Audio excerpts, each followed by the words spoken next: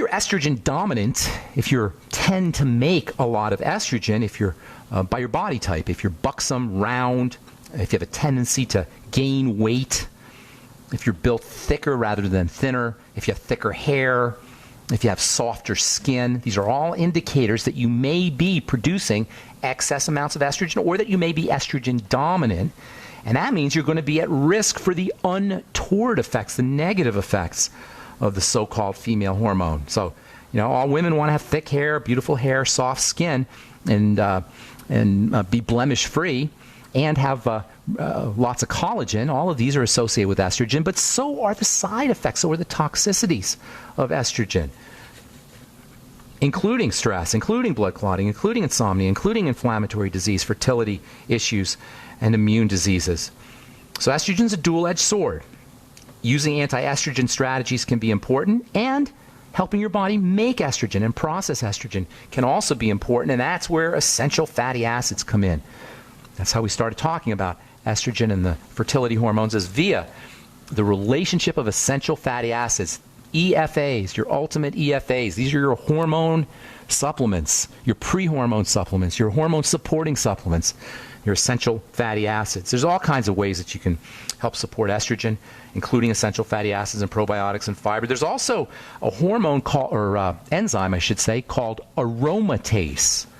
Aromatase is an enzyme that helps the body make estrogen. By blocking aromatase, you can help reduce the effects. You can reduce the production of estrogen. Bodybuilders know about aromatase inhibitors.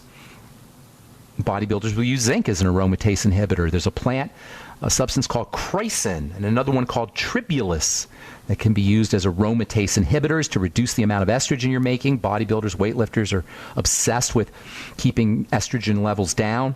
Aromatase converts male hormone into female hormone by blocking aromatase with chrysin or tribulus or zinc, for that matter. Omega-6 essential fatty acids may have an anti-aromatase effect. By blocking the effects of aromatase, you can reduce estrogen. There are drugs that doctors will prescribe to reduce the effects of estrogen via aromatase inhibition. So aromatase inhibitors, whether you use zinc or whether you use chrysin or tribulus or omega fatty acids, aromatase inhibition is another good strategy for helping balance out estrogen. Fermented foods, probiotics, kombucha tea. Kombucha tea is all the rage these days. Do you know kombucha tea is a wonderful way, drinking kombucha tea is a wonderful way to protect yourself from excess estrogen. Kombucha tea is fermented tea, fermented black tea or fermented green tea. It's a living drink filled with enzymes, filled with vitamins, filled with minerals, as well as good bacteria, probiotics, and yeast. It's a probiotic drink. Excuse me. Drink your kombucha tea with your meals. It'll help your digestion work. And if you use kombucha tea, if you're menopausal or you're estrogen dominant, kombucha tea can help your body process estrogen and help protect you from estrogen-induced diseases, including estrogenic cancers. All right, I'm Pharmacist Ben. You are listening to The Bright Side. 844-236-6010 is our number. We'll come back with your phone calls. Got a couple lines open for you. 844-236-6010. We'll be back after this. We are back on The Bright Side. 844-236-6010 is our number. 844-236-6010. We're talking about estrogen and fats and all that has to do with the skin. If you've been prescribed Nolvadex or tamoxifen, then you know good and well what an aromatase inhibitor is. Another drug called aromacin, Femara. These are aromatase inhibitors, prescription aromatase inhibitors that physicians will use for breast cancer. For a condition called gynecomastia. Love that term, gynecomastia. That's when men get breasts, or when children, little boys, start to develop breasts. It's a major side effect of prescription drugs. Ritalin can cause it. Attention deficit disorder drugs like Adderall can cause gynecomastia. When I was in pharmacy school, it used to be we used to be told to warn everybody who was on ulcer drugs, Zantac and Tagamet, for to warn men for symptoms of gynecomastia when they were on these kinds of drugs. Can you imagine what a horrible side effect? Men get breasts, and little boys develop breasts, and they'll use Nolvadex or tamoxifen or these aromatase inhibitor drugs for gynecomastia. Same with infertility, which is can be associated with excessive estrogen, infertility issues. So these aromatase inhibitor drugs will sometimes be used. But why deal with it? Prescription drug. You can use zinc as an aromatase inhibitor. You can use chrysin and tribulus as aromatase inhibitor, as an aromatase inhibitor. In fact, lots of herbs, lots of plants have aromatase inhibition effect. Collard greens have a anti-aromatase effect. Tomato leaves have an anti-aromatase effect. Green tea can help protect you against aromatase. Aromatase is an enzyme, natural enzyme found in many foods and many fruits and vegetables. In fact, cruciferous vegetables in general, great anti-estrogen or estrogen blocking foods, partially because of their ability to support, to inhibit, I should say, aromatase, the aromatase enzyme. Okay, we'll continue talking about fertility and fats and essential fatty acids and estrogen and also pregnenolone and also vitamin E. How vitamin E can help with Parkinson's disease, Alzheimer's disease, and how vitamin E can help you with diabetes too. How do you like that? Did your endocrinologist tell you about vitamin E helping you with metabolic syndrome and diabetes? Probably not. I'm telling you, folks, the more you study, the more you hear about the relationship between nutritional deficiency and disease and nutrients and good health, the more it becomes clear that we're not sick in this country. We're starving, and we don't need to be fixed. We need to be fed. And we all need to be on a good nutritional supplement program like the one designed by Dr. Wallach, the Healthy Start Pack, and the Mighty 90 Essential Nutrients. You could find out all about the Healthy Start Pack at brightsideben.com, pharmacistben.com, or criticalhealthnews.com. Okay, time to hit the phones. 844-236-6010 is our number. Got a couple lines open for you. Coy in Arizona. Good morning. Welcome to the Bright Side. Hi, Ben. How you doing today? I'm doing good. What's going on, my friend? Well, I've had a really bad breakout with psoriasis. I've kind of had it my entire life, and I've never seen anything like this. And I've bummer. listened to you a lot before, and you know what I'm going to say? To eat right. I'm sorry. There is no try. Remember Yoda? Hate that word, try. There's no try to eat right. You either do or you don't. You don't try. And usually try means you don't. That's what it means, right? Let's be honest now. Doesn't try mean I don't? I want to, but I don't. I kind of like my pizza once in a while. Okay, I'm not beating you up, but isn't that an interesting word? When we say try, isn't that the same thing as I want to, but I don't? Yeah, pretty right? much. That's pretty much what it means. I'm not arguing with you. All right. Yeah. But that's what I think of. When I hear somebody say, I'll try to make it, I always hear them say, I want to make it, but I won't, or I don't even want to make it. So forget the word try. All right. Okay. So and I'm not beating you up. I'm just teasing a little bit. Oh, I know. That's fine. Okay. But here's the thing. Psoriasis is ridiculously easy to deal with.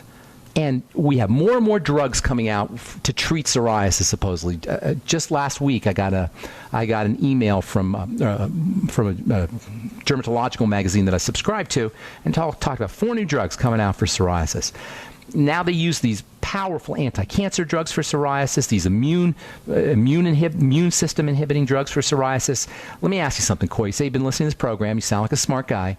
If a medical treatment is an immune inhibitor, what does that tell you that the disease is? If the medical treatment shuts down the immune system, what does that tell you the disease is? It's the immune system. It's an immune disease, exactly. If they give you a steroid drug or they give you an anti-immune drug, something that shuts down the immune system as the treatment, that's implying that the problem is an immune problem, and it is. Psoriasis is not a skin problem. It's an immune system problem.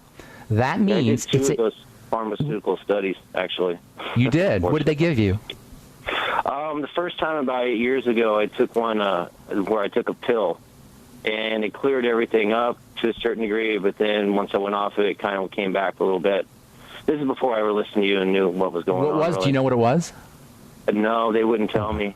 Okay, well, that'd be interesting. I'd like to know what they gave you, but it doesn't really matter. The point is, as far as reversing your illness, that none of that matters. What matters is you have an immune problem. That means you have a defensive problem. If you have a defensive problem, that means there's an offending agent. Are you seeing me working here? Uh-huh. So you got to figure out what is the offending agent. That is how you deal with it. With psoriasis, that's how you deal with eczema. That's how you deal with autoimmunity. You know, I was just reading about Alzheimer's disease. Now they think Alzheimer's disease is related to the immune system. Well, you know what? Everything's related to the immune system. This is why we have chronic degenerative diseases. The body is under attack. So all you got to do, my friend, is you got to figure out why is the body under it, or what is causing the attack, what's the offending agent, number one, and then eliminate it. And then number two, support your immune system. That's how you handle psoriasis. That's how you handle autoimmunity. That's how you handle virtually every single chronic degenerative disease you can name. You figure out what's the offending agent, and then you support the body's ability to protect itself, i.e. the immune system. So number one, you do a food diary, right? Write down everything you're eating. Now, if you flare it up, that's great. And as far as reversal goes, that's awesome.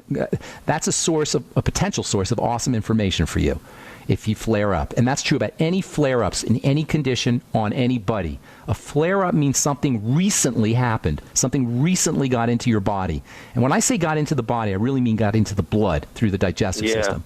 So what got in there the last week, the last 5 days, the last 4 days? You know what? It was kind of going for a while. You know, I thought I kind of was chalking it up to stress. Don't. Because I've been going through a lot, that type of thing. But then, you know, here's exactly the truth. 2 weeks ago, I bought like this big can of salsa, and I looked at the label. It didn't seem like there was anything really bad in it, and I had that in a bag of chips, and everything has just gone crazy. All right. Well, I'm telling you, that's awesome information. Do you know how powerful what you just said, Coy, is so powerful? 99% of the psoriasis sufferers will not know to make that link that you just made. Now, I'm not saying it is or it isn't, but the fact that you were smart enough to know that you ate something or that you put something in your system, and that's when it all changed, that's when you got your flare-ups, that's when your condition started to deteriorate, is powerful. That makes you smarter than your doctor. Do you know your doctor's not going to make that connection for you? If you go today to the dermatologist with this hideous case of psoriasis, as you described, you're getting put on a drug, and probably not a nice one. So that's powerful information that you just came up with, and congratulations, number one, and don't underestimate its importance. I'll finish up when we come back from our break, because I got a couple other ideas for you, okay, Coy? Don't go away. I'm Pharmacist Ben. You're listening to The Bright Side. We'll try to get to all our callers before we wind down today, so hang tight. We'll be back right after this. Thank you for listening to GCN. Visit GCNlive.com today.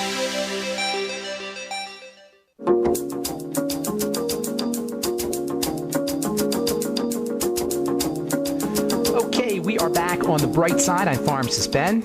We're talking estrogen and skin and essential fats and psoriasis with Coy in Arizona. Coy, I'm going to go fast because I got a bunch of calls on the line here, so I'm going to go real fast, okay? No problem. Okay, digestive system, number one. That's always the first place to focus. You're smart with the salsa connection there, but there could be something else going on. Usually involves fats when it comes to psoriasis and eczema. Usually involves fat processing. Vitamin A, vitamin D, 20,000 IU of vitamin A. Make sure you're getting out in some sun. You're lucky you're in Arizona. You probably got some good sun there. Get out in the sun every day. Don't burn, but get out in the sun every day if you can, for a couple of minutes anyway, until your psoriasis starts to heal up. You can also use fish oil for your vitamin D, or you can just get vitamin D supplements, but the sun is the best way, is the best source of vitamin D. Vitamin E, 400 international units a day probably is a good idea. Make sure you're using digestive enzymes with all your meals. You may want to consider some of your ultimate enzymes on an empty stomach too. That may help quiet down some of the inflammation. 50 milligrams of zinc every day. You can also put zinc right on top of the psoriatic plaques, psoriasis plaques. You can also use vitamin D right on top of the psoriasis plaques. In fact, there's a prescription medicine for psoriasis called Dovanex, which is a vitamin D cream, and just recently a new, so-called new psoriasis medication just came out that's vitamin D plus a steroid, or pharmacological vitamin D. Last but most certainly not least, when it comes to dealing with psoriasis and the immune system and inflammatory issues, make sure you're using fermented foods and probiotics, kombucha tea, which we just talked about, any kind of fermented foods, and then the Biolumin Nightly Essence, 3 in the morning, 3 in the afternoon, 3 at night. Now, it's not essential fatty acids, your ultimate EFAs, especially fish oil. You may want to take some extra fish oil, too. That can have some nice benefits for psoriasis. There's tons more, but that's a great place for you to start. Did you have something else you want to say? I actually want to say thank you, because in 2011, you actually read one of letters on the air, and actually it helped me, and it cleared me all up. So that's awesome. I have total Thanks. faith in what you're talking about. So Thank you, I Coy. appreciate And then everything. My pleasure. Check the archives, too, because sometimes you